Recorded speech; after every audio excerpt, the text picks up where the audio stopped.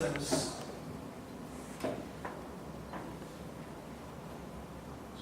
Professor, I Sure. have a quick question regarding.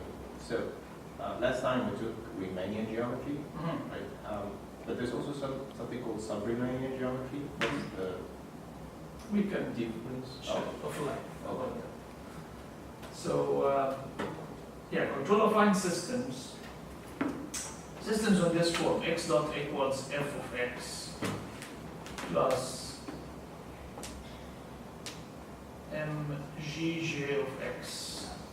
We're gonna have lots of vectors today. So uj. Let's give this equation a number 12.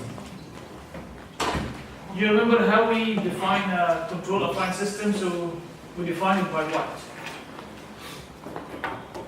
Anybody remembers how we define a control affine system? How it's defined? What do you need? What information you need to know to define a sigma control affine system? Manifold, very good. What else? family of vector field. Family of vector fields, which is f and gj's, right? What else? Control set. The control set. There was a triplet. So here are the three items that you need to completely define a control affine system. And we talked about it for a long time, so I'll not remind you of anything here. But today we have a special case, which is mechanical control systems. So systems that come from mechanics, equations of motion, mass times acceleration equal forces, which are typically written on this form, like mass matrix, which is typically matrix function of the configuration coordinates times acceleration, some Coriolis forces equal the forces on the right hand side, right? So what do we need to completely define a mechanical control system? I'll give it the subscript M for mechanical. What do you need? Analogous to the manifold M, we have a configuration manifold N, and it's typically configuration manifold Q, and it's typically of dimension N. What else? Okay, here is your manifold, configuration manifold. What do you need? If you want to write down the equations of motion, what do you need for a mechanical system? What do you guys need to consider the mechanical system? Kinetic and potential energy or the Exactly. You just need the kinetic and potential energy. And the kinetic energy in our language here, how do we regard the kinetic energy? Riemannian metric. It's a Riemannian metric. So given a Riemannian metric, so this is configuration manifold of dimension n. This is a Riemannian metric. So given a Riemannian metric, it means it's a kinetic energy to us. So this is indeed the kinetic energy. So Gij is partial your kinetic energy, partial squared, partial Qi dot, partial Qj dot. These are the components of your Riemannian metric in terms of the kinetic energy. And like you said, Mahmoud, we need also the potential to get the Lagrangian. This G, the Riemannian metric, or the kinetic energy, will give you completely the left-hand side, right? And the potential we have here as a force, negative the gradient of the potential, correct? What else do we need? Sometimes we are given some non-conservative forces or forces that do not come from a potential, so we just add them here. What else you may need to know about a mechanical system? Constraints. Very good. The set of admissible velocities or non-holonomic constraints, you may be subject to constraints, right? So this is admissible velocities, and we're gonna represent them in this language by distribution, right? So this distribution, so it's a subspace of the entire tangent space. You're not allowed to move the entire tangent space. There are some constraints. You're constrained to move in this distribution, subspace of the tangent space. So this is distribution of admissible velocities typically representing non-holonomic constraints that you couldn't take care of in your queue already, non-holonomic constraints. And you may be given some forces, control forces. So we have a similar family, F1 up to Fm. This is control forces. So when we add the control forces here, this is going to be summation j1 to m fj of q times uj. And non-holonomic constraints, of course we're going to add the control set. The non-holonomic constraints, there are some constraint forces here, right? Which we typically write using Lagrange multipliers, but I will not go through that. This is 241. Okay? Any questions so far? So this is our equation of motion. The typical difference between the general class of systems and the mechanical systems is that our control cannot affect directly the state. So the state, what's the state here? The state, so exactly, if Q lives in the configuration manifold, then our state, Q and Q dot, lives where? In the tangent bundle. So the tangent bundle of the configuration manifold is our state space.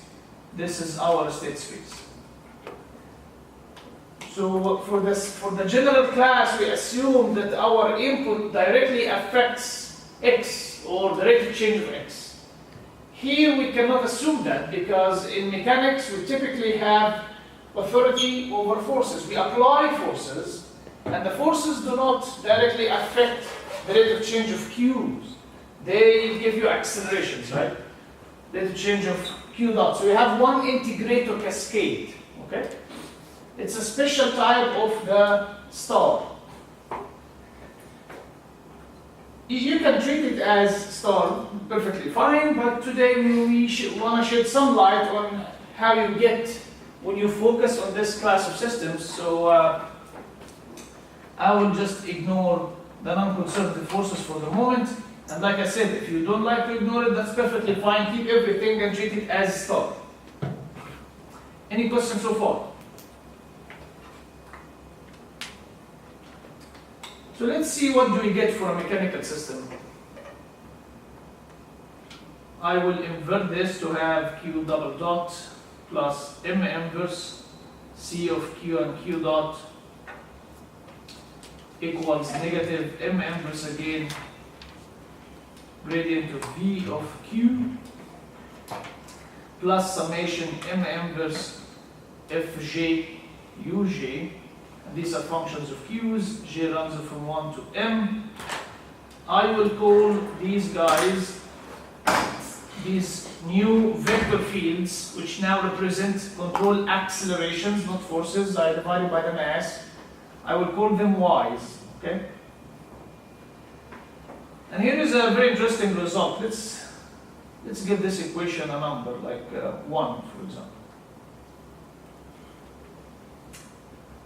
That's okay, this is a system. I can treat it like any system. I can first linearize to figure out the linear controllability problems, or the controllability of the linearized system. So let's do linearization of 1. Very interesting result. Okay, if V is 0, if you don't have a potential energy, then actually the linearization says that 1 will be uncontrollable.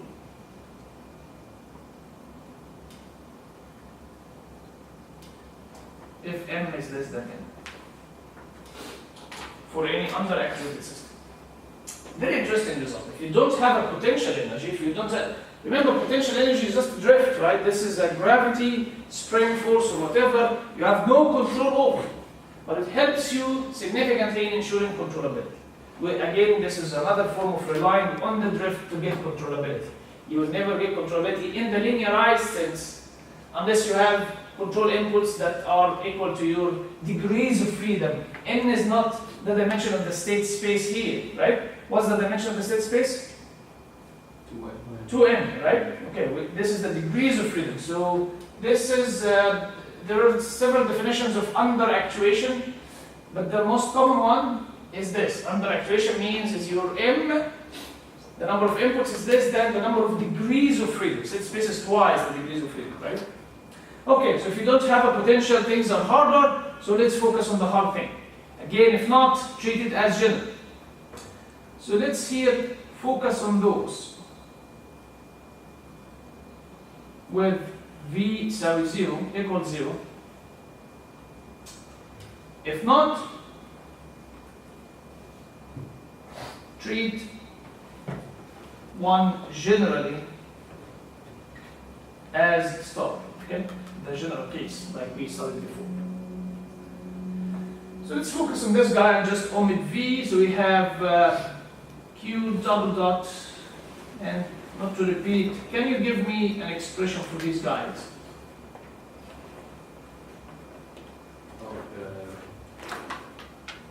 The covariant derivative, nabla. Here's nabla, okay. What else? Nabla Q dot of Q.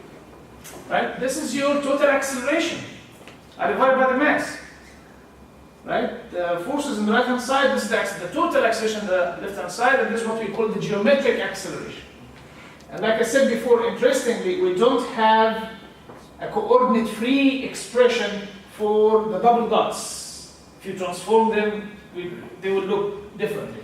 And the same for the Coriolis and centripetal. We don't have coordinate free. But here is a coordinate free expression for the total, the sum. Okay? The geometric acceleration.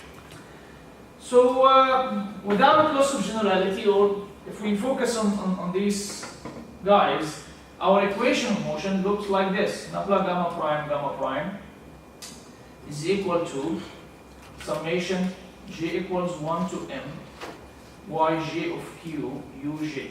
So your inputs affect the acceleration directly, but there is an integrator cascade. We understand in the back of our mind that this is second order differential equation.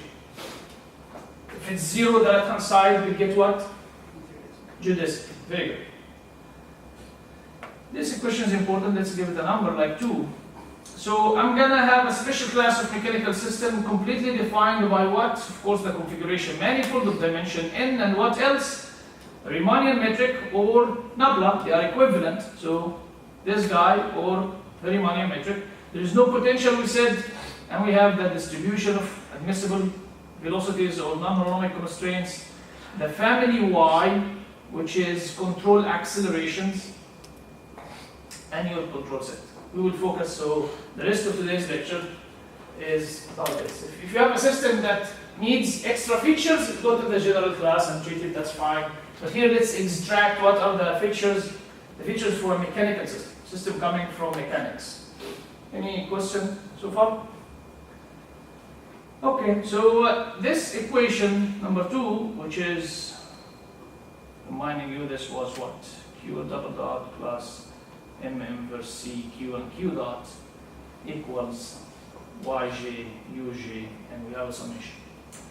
So let's write it in a first order form, because I mean, at the end of the day, I'm going to really do that. I'm going to write it in as a star, the very generic case, and apply the tools that we know. So let's do that. So we have d by dt. Now I have, I'll convert the second order differential equation to 2n first order. This is equal to.